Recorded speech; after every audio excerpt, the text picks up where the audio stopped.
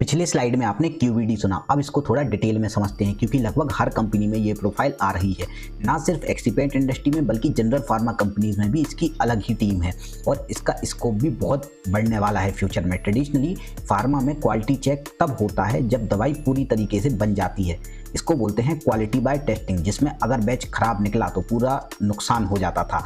इस वेस्टेज को रोकने के लिए और पेशेंट सेफ्टी बढ़ाने के लिए यूएस एफडीए ने 2004 में क्यूबीडी मतलब क्वालिटी बाय डिज़ाइन का कंसेप्ट इंट्रोड्यूस किया और अब ये मैंडेटरी भी कर दिया है। इसका बेसिक आइडिया ये है कि क्वालिटी को टेस्ट मत करो बल्कि दवाई बनने के प्रोसेस में ही उसको डिज़ाइन कर दो।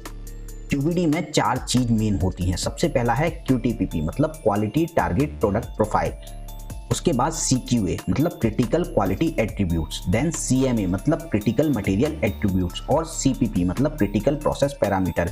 इनको एक केक के एग्जांपल से समझते हैं। सबसे पहले आप डिसाइड करते हो कि आपको कैसा केक बनाना है, soft, chocolate flavour, specific size क्या होनी चाहिए उसकी।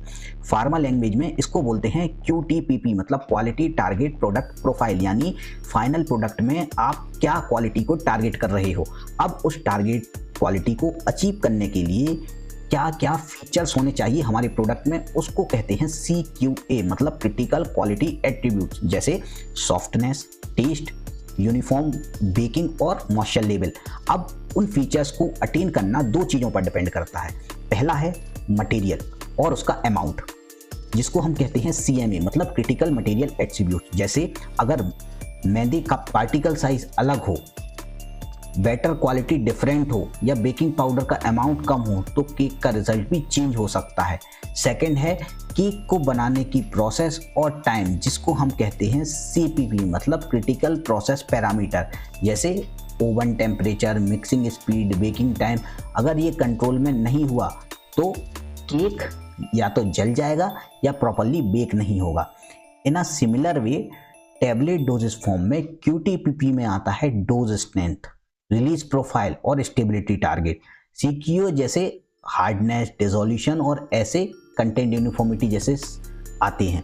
उसके बाद CMA में API पार्टिकल साइज और एक्सिपिएंट ग्रेड आता है, जबकि CPP में compression force, granulation time, drawing temperature और ब्लेंडिंग टाइम कंट्रोल किया जाता है।